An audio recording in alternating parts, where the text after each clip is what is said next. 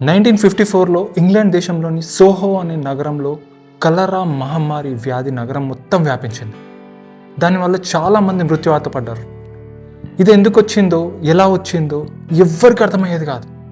కొన్ని సర్వేలో తేలింది ఏంటంటే ఈ వ్యాధి గాలి ద్వారా వ్యాప్తి చెందుతుందని.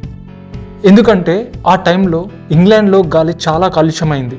కానీ అప్పుడే ఆ ప్రాబ్లమ్ని సాల్వ్ చేయడానికి జాన్ స్నో అనే విజనరీ డాక్టర్ అక్కడికి వస్తాడు.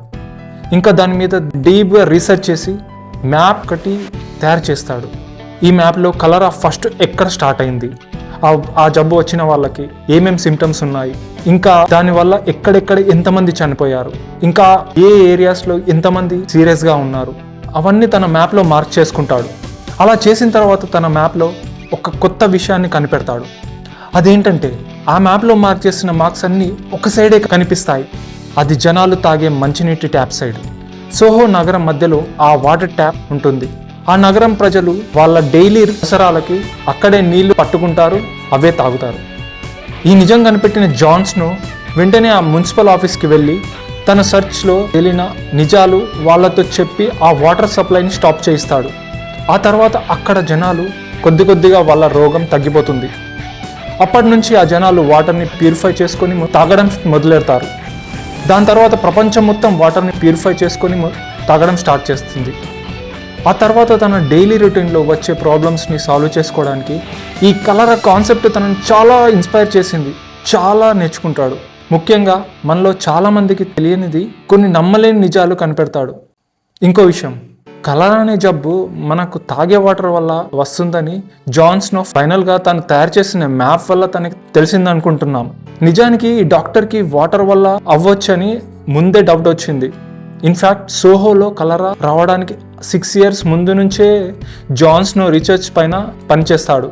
ఇంకా ఆ మ్యాప్లో కూడా సోహోలో ఉన్న అధికారులకు ఆ మ్యాప్ చూపించడానికి, ఎక్స్ప్లెయిన్ చేయడానికి తయారు చేస్తాడు. అసలు కలరా పైన రీసెర్చ్ చేయడం తన పనే కాదు.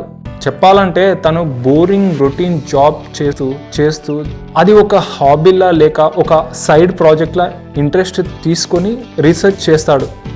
చెప్పాలంటే జాన్ ఒక్కడే ఈ జాబ్ పూర్తి చేయలేదు, తనకు ఇంకొకరు కూడా హెల్ప్ చేస్తారు. అదే హెన్రీ వైట్ హార్ట్. తను సోహోలో ఒక చర్చ్ పాస్టర్. హెన్రీకి సైన్స్లో అనుభవం లేదు, కానీ తన ఈ రీసెర్చ్లో ఇంపార్టెంట్ పాత్ర పోషిస్తాడు.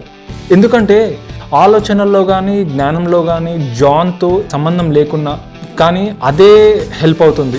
ఎందుకంటే ఈ పాస్టర్కి సోహోలోని లోకల్ జనాలతో బాగా పరిచయం, వాళ్ళ సపోర్ట్ చాలా ఉంటుంది. అదే ఈ రీసెర్చ్కి చాలా ఉపయోగపడుతుంది. దానివల్లనే వీళ్ళందరూ కలిసి డిఫరెంట్ కేసెస్ని ట్రాక్ చేస్తారు. ఇంకా సక్సెస్ఫుల్గా మొత్తం రీసెర్చ్ సంబంధించిన మొత్తం డాటాని కలెక్ట్ చేసి మ్యాప్ ప్రిపేర్ చేస్తారు. ఎందుకంటే ఈ మ్యాప్ అందరికీ చూపించి ఒప్పించడానికి. ఈ స్టోరీ నుంచి ఆథర్స్ చేసిన ఎన్నో రీసెర్చ్ నుంచి లైక్ హిస్టరీ, బయాలజీ ఎక్సెట్రా నుంచి ఆథర్ మనకు చాలా ఇంపార్టెంట్ విషయాలు చెప్పారు. అవి ఫాలో చేస్తే మనం కూడా ఎన్నో గ్రేట్ ఐడియాస్ క్రియేట్ చేయొచ్చు. First one, liquid network. ఒకటి చెప్పండి, సాధారణంగా మనకు గ్రేట్ ఐడియాస్ ఎక్కడి నుంచి వస్తాయి? కొంతమంది ఇలా అనుకోవచ్చు, ఏదైనా రీసెర్చ్ ల్యాబ్స్ నుంచి, ఎందుకంటే అక్కడ ఎక్స్పెరిమెంట్ చేస్తారు కదా. కానీ అది రాంగ్. ఎందుకంటే ఏదో రీసెర్చ్ ల్యాబ్లో సీరియస్గా రీసెర్చ్ చేస్తూ గ్రేట్ ఐడియాస్ రావు. చెప్పాలంటే గ్రేట్ ఐడియాస్ ఎప్పుడు వస్తాయంటే ఎక్కడైతే ఫ్రీ మైండ్తో ఒకరికొకరు తమ థాట్స్ని షేర్ చేసుకుంటారో అప్పుడు. లైక్ కాఫీ షాప్స్, క్యాఫెటీరియాస్ లాంటివి. ఒకప్పుడు ఇంగ్లాండ్లో జనాలు బాగా డ్రింక్ చేసేవారు.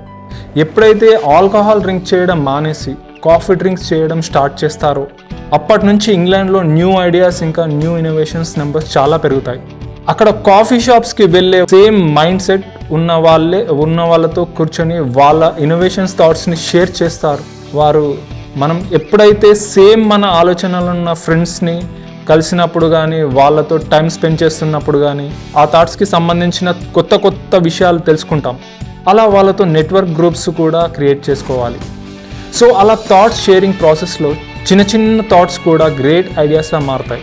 ప్రపంచంలో గ్రేట్ ఐడియాస్ ఎవరో ఒకరు రీసెర్చ్ చేస్తే కంప్లీట్ అవ్వలేదు కదా. చెప్పాలంటే సేమ్ థాట్స్ ఉన్న మిగతా వారి ఒపీనియన్స్ని వాల్యూ చేసి ఎగ్జిస్టింగ్ థాట్స్ని మాడిఫై చేసుకున్న తర్వాతే గ్రేట్ ఐడియా కంప్లీట్ అయ్యాయి. అందుకనే మీరు కూడా ఒక సోషల్ గ్రూప్ క్రియేట్ చేసుకోండి. ఇంకా దాంట్లో సినిమా, స్పోర్ట్స్ లాంటి కామన్ టైం పాస్ టాపిక్స్ కాకుండా ఇలా కొత్త కొత్త ఇన్నోవేషన్ ఐడియాస్ క్రియేట్ చేసుకోవడానికి కొత్త కొత్త థాట్స్ షేర్ చేయండి. ఇంకా దాంట్లో డిఫరెంట్ ఫ్రెండ్స్కి సంబంధించిన పీపుల్ ఉంటే మనకు వాళ్ళ ద్వారా ఆ న్యూ ఐడియాస్కి సంబంధించిన డిఫరెంట్ ప్రాస్పెక్టివ్ తెలుస్తాయి.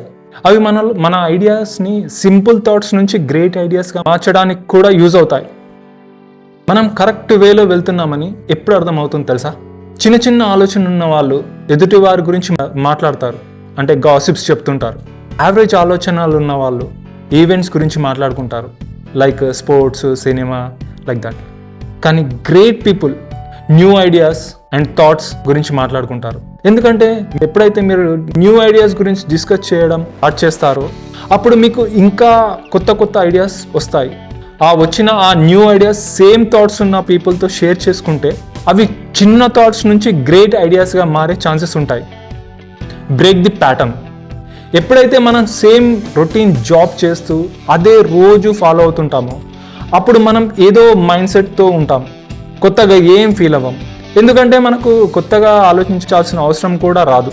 మన డైలీ రొటీన్ ప్యాటర్న్ని బ్రేక్ చేసి ఏమైనా కొత్త విషయం చేసామనుకో, అంటే న్యూ ప్లేసెస్ని ఎక్స్ప్లోర్ చేయడం కానీ, న్యూ పర్సన్స్ని మీట్ అవ్వడం, లేకపోతే ఏదైనా కొత్త పని చేయడం, దెన్ మన బ్రెయిన్ కొత్తగా థింక్ చేయడం స్టార్ట్ చేస్తుంది.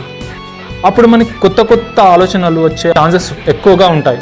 ఎందుకంటే మీ డైలీ లైఫ్లో మీరు కూడా రొటీన్ కాకుండా ఏదైనా న్యూ థింగ్స్ చేయడానికి ట్రై చేయండి. Ideas generally evolve over time, slow hunches అంటే ఊహలు. చాలామంది గ్రేట్ ఐడియాస్ గ్రేట్ పీపుల్కి సడన్గా వస్తాయని అనుకుంటారు. అంటే ఏదో మిరాకిల్లా సడన్గా ఏదో జరిగి గ్రేట్ పర్సన్ మైండ్ సెట్లోకి గ్రేట్ ఐడియాస్కి సంబంధించిన ఆలోచనలని. కానీ అది అసలు నిజం కాదు. ఇన్ఫ్యాక్ట్ అవి కొంచెం స్లోగా వాళ్ళ హెంచెస్ అంటే ఊహల్లో డెవలప్ అవుతాయి. టిమ్ బ్యారోస్ అనే ఒక సైంటిస్ట్ ఒక బుక్ని ఇన్స్పిరేషన్గా తీసుకొని ఒక గ్రేట్ ఐడియాస్ మీద కంటిన్యూస్గా ఒక 20 years వర్క్ చేసి మనమందరం ఇప్పుడు డైలీ రొటీన్ యూజ్ చేస్తున్న www.com వరల్డ్ వైడ్ వెబ్ని కనిపెట్టాడు. ఇలాంటివి ఇంకా చాలా గ్రేట్ ఐడియాస్ని గ్రేట్ పీపుల్ చిన్న థాట్స్ నుండి డెవలప్ చేసి ఒక గ్రేట్ ఐడియా మార్చారు. కానీ ఇలా మీరు మాత్రం థింక్ చేయకండి, అంటే ఏదో ఒకరోజు నాకు సడన్గా ఒక ఐడియా వస్తుంది, ఆ ఐడియాస్తో నేను గ్రేట్ పర్సన్గా అవుతానని. దాని బదులు మీకు చిన్న నార్మల్ ఐడియాస్ని ఐడియాస్ పైన యాక్షన్ తీసుకోవడం స్టార్ట్ చేయండి. అది టైంతో పాటు ఐడియా కూడా డెవలప్ అవుతుంది. లేకపోతే ఆ ప్రాసెస్లోనే మీకు ఇంకో కొత్త ఐడియా రావచ్చు మిమ్మల్ని గ్రేట్ అండ్ సక్సెస్ఫుల్ పర్సన్ చేయడానికి. ఫ్రెండ్స్, ఈ గ్రేట్ పాయింట్స్ అన్నీ నేను ఏదో గాలిలో చెప్పట్లేదు. ఇన్ఫ్యాక్ట్ చాలామంది గ్రేట్ పీపుల్ వాళ్ళ డైలీ లైఫ్లో యూజ్ చేసే ట్రిక్స్ని మీతో షేర్ చేసుకుంటున్నాను. ఈ పాయింట్స్ అన్నీ నేను where good ideas come from by Steven Johnson అనే బుక్ నుంచి ఇన్స్పిరేషన్గా తీసుకొని చెప్తున్నా. ఒక like and subscribe please. Thank you.